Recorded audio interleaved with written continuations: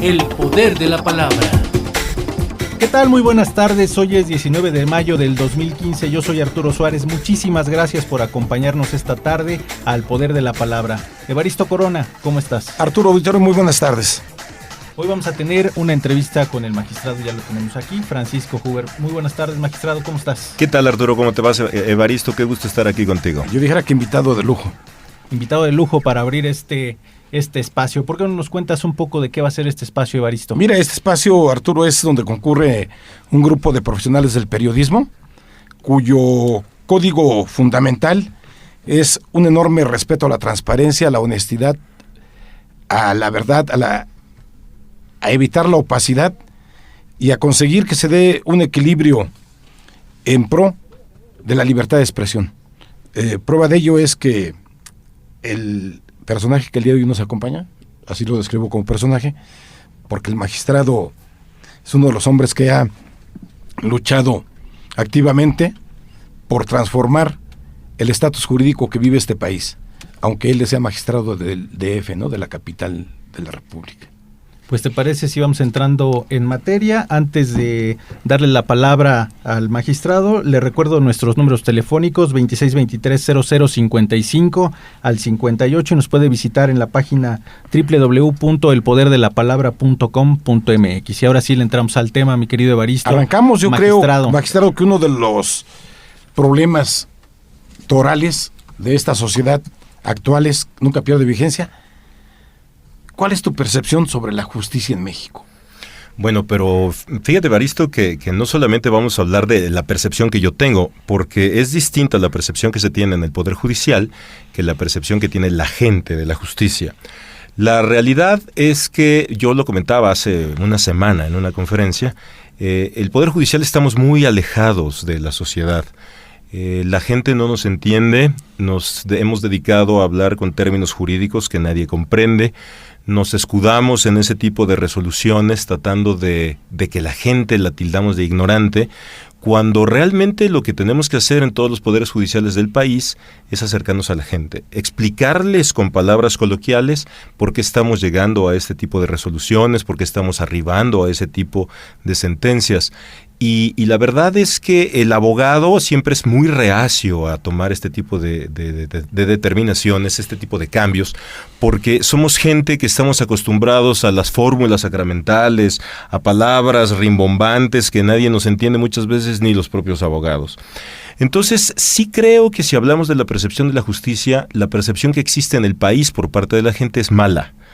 Cree la gente que está cometiéndose muchas injusticias por parte de los jueces, que ellos tienen un legítimo derecho que muchas veces no se ve reflejado en las sentencias, y eso aunado también a la falta de control por parte de los abogados. Los abogados muchas veces en un trabajo muy poco profesional que realizan, se escudan en las decisiones que toman los jueces para no asumir la responsabilidad de la mala defensa que ellos hacen. Entonces, la verdad es la justicia, no solamente podemos hablar del tribunal, no solamente podemos hablar de la corte, no solamente podemos hablar de los abogados, sino desde las escuelas, desde la formación de los abogados, desde la conciencia que debemos tener todos los ciudadanos respecto de nuestros deberes, no de nuestros derechos, porque todos sabemos cuáles son nuestros derechos, pero nadie quiere asumir sus deberes. Entonces yo creo que para que la justicia cambie, para que todos tengamos una percepción distinta de la justicia, es caminar en sociedad. Tenemos que crear desde los niños cuáles son sus deberes, cuáles son sus derechos, evidentemente, formar abogados de forma distinta, tener mayor capacitación en los juzgadores y sobre todo no perder de vista desde el Poder Judicial que nosotros tenemos que acercarnos a la sociedad y no la sociedad a nosotros. En cuestiones prácticas y de comunicación, magistrado, ¿cuáles serían las alternativas para que esto cambie, esto que estás planteando? ¿Cómo acercarse a la gente, cómo llegarle a la gente que a veces a ustedes los ve muy lejanos? Y tristemente estamos muy lejanos. La verdad es que la mayor parte de los juzgadores en el país no recibe a la gente. A mí me preguntaban que por qué no me iba a otro tribunal federal, por ejemplo. Yo les decía porque entonces perdería la opción de platicar con la gente. Nosotros, primeramente, lo que tenemos que hacer es abrir nuestras puertas. El que no necesiten de una cita los justiciables para platicar con nosotros. y no solamente ceñirnos a sentir o a decir que está bien o está mal o que lo voy a estudiar, sino involucrarnos más con la gente, no con el abogado, sino que la gente puede ir a platicar con nosotros y nosotros explicarles si tienen o no tienen la razón sin utilizar términos jurídicos. Entonces, en la medida que abramos nuestras puertas y que dejemos de utilizar el idioma de los abogados, creo que nos podremos acercar más a la sociedad. Pero es muy curioso, fíjate que la gente batalla para levantar una averiguación previa. El Ministerio Público se le hace lejano. Claro. Un juez más retirado, un magistrado o un ministro de la Corte inalcanzable. Inalcanzable. ¿Cómo resolvemos eso, magistrado? Bueno, mira, primeramente la cuestión de los ministerios públicos, la profesionalización es indispensable. No, yo creo que el trabajo que realizan, aun cuando ellos se escudan en que tienen muchísimas denuncias, la verdad es que cuando vamos a las agencias del Ministerio Público vemos que están tomando su refresco, que están comiendo papitas, que están haciendo un montón de cosas en vez de estar atendiendo a la gente. Yo creo que la denuncia por internet que se está implementando en el gobierno del Distrito Federal es algo muy bueno, y que no tenga yo que ir a ratificar la denuncia o solamente que verdaderamente se requiera el que yo comparezca ante el Ministerio Público para la denuncia de un delito, entonces él me manda llamar, que sea un procedimiento muchísimo más ágil, porque evidentemente la situación que más le pega a la sociedad es la materia penal. Cuando vemos juicios multimillonarios o cuando vemos que se están peleando la guardia y custodia dos gentes muy importantes, eso no le interesa a la sociedad. Lo que verdaderamente le pega es que la roben. Lo que verdaderamente le pega es que no se sientan seguros. La disputa de un menor, de un hijo. Por supuesto. La materia penal y después la materia familiar son las que le pegan de inmediato a la sociedad. Entonces, la atención debe ser con más elementos, con más gente que esté capacitada y con más gente que esté dispuesta al servicio público, porque luego se nos olvida que el servicio público es eso, servir al público, que es una especie de apostolado que tenemos que tener todos los que estamos dentro del servicio público, y no una manera de no encontrar un mejor trabajo y desarrollarlo de mala gana, ¿no? Entonces, en primer lugar, la Procuraduría debe de eficientar sus procedimientos, porque cuando llega con nosotros se va mucho más rápido, pero en la Procuraduría sí tenemos ese problema. Y en materia familiar, pues es algo muy delicado. El hecho de estar peleando a un niño, el estar peleando alimentos, el estar peleando la guardia y custodia, el estar peleando visitas, todas esas cosas, el problema también que nosotros tenemos como jueces es que ¿a quién le cree? Tenemos dos personas que se están peleando y tenemos que irnos allegando de las pruebas suficientes para poderle dar la razón a alguien. ¿Ahí qué impera? ¿El derecho jurídico, la razón, el sentimiento? ¿Qué es lo que impera ahí, magistrado? Fíjate que en materia familiar hay un abanico mucho más grande, porque tiene el juzgador la facultad de no respetar estrictamente la ley. O sea, él solo puede traer a los menores, puede traer a las personas para platicar con ellas y para que entonces ellos mismos le vayan dando por dónde es la situación verdadera. En otras materias no es así, pero en materia familiar sí hay una manga mucho más ancha, si podemos decirlo así, para que el juez se allegue de todos los elementos y se dé cuenta quién tiene la razón. Porque estamos viendo casos verdaderamente dramáticos en donde alguno de los papás le dice al niño que vaya y diga que el papá o la mamá lo violó o le tocó indebidamente. Claro. Entonces, y ellos mismos se están dando cuenta que eso es mentira. Entonces, el magistrado, el juez, puede traer al menor y platicar con ellos. Yo quiero preguntarte sobre la carga de trabajo, ¿no? Porque también la carga de trabajo debe de ser grande. ¿Cómo resuelves tanto? ¿Te da tiempo de estudiar todos los casos? Mira, yo en mi caso particular sí. No es una cuestión más que de organización en mi caso, pero bueno, eso ya es cada quien. La verdad es que la carga de trabajo es muy amplia, amplísima. En materia familiar, sobre todo, es una locura.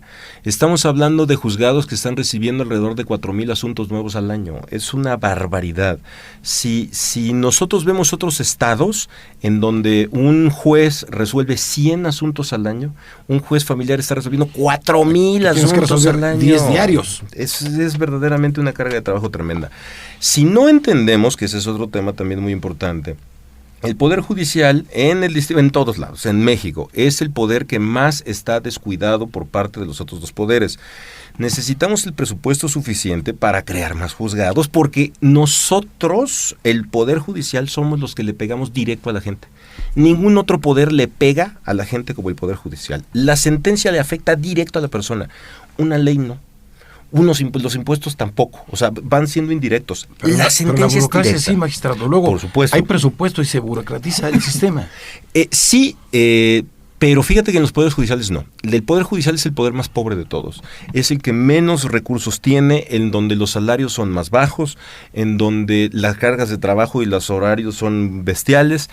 Y la verdad es que siempre nos dejan al final, y las cuestiones que nosotros pedimos de presupuesto siempre se ven disminuidas, porque hay que atender otro tipo de cuestiones que son más interesantes para los otros dos poderes. Si tú tuvieras ahorita una oferta de ser Ministerio Público, magistrado o ministro de la Corte, ¿por cuál te irías? No, yo me quedaría de magistrado. Me quedaría aquí de magistrado por la simple y sencilla razón que yo creo que la labor que desempeño es la más importante para la sociedad. El juez, el juzgador, del nivel que sea, es el que retoma la ley que se violentó y subsana el hecho de haberse violado esa ley. Entonces, y el ministro de la Corte, aun cuando tiene una labor muy importante, está ya muy alejado de la sociedad, y nosotros debemos, al contrario, retomar y estar más cercanos a la gente para que verdaderamente sienta que le estamos haciendo justicia. A ver, magistrado, nos queda un minuto y yo quiero plantearte esto para que nos puedas contestar en ese tiempo. ¿Qué pasa cuando la figura del magistrado se politiza? Bueno, mira, los poderes judiciales están conformados de distintas maneras. El Poder Judicial tiene el juez de carrera y tiene el que no es de carrera. Yo no tengo carrera judicial, yo soy de los que vienen de fuera, yo soy un académico, yo soy gente que escribió libros y que da clases y etcétera. Y yo creo que el Poder Judicial se nutre de todo, porque muchas veces el que solamente tiene carrera judicial, el asunto lo ve de una manera un poco más pequeña que los que venimos de fuera, porque nosotros vemos cómo puede justamente una sentencia el provocar una serie de problemas que el que tiene carrera judicial no la ve. El hecho de que se politice como tal la carrera judicial o el cargo de magistrado tampoco es bueno. El hecho de que estemos participando en cuestiones políticas, el que podamos tratar de utilizar el puesto para conseguir otro tipo de fines, eso no es adecuado y se pervierte la función. Aquí los equilibrios, ¿no? Tiene que haber un equilibrio. Por eso yo creo que la conformación de los poderes judiciales se equilibra con gente que viene de la academia, con gente que viene de carrera política y con gente que viene de la carrera judicial. Preferentemente más de carrera judicial. Y los que dan el equilibrio van a ser todos esos factores que conllevan a que haya una mejor. Pues mira, Arturo, el poder de la palabra dialogando con el Poder Judicial. Esto creo que nos da una amplitud y podríamos invitar al magistrado Huber para que otro día nos acompañe. Apenas una pequeña probada, Evaristo. Muchísimas gracias, magistrado. Gracias a ustedes, encantado de estar aquí. Es el magistrado Francisco Huber, magistrado del Tribunal Superior de Justicia del Distrito Federal. Vamos a hacer una pausa, pero antes escuchamos esta cápsula de cultura.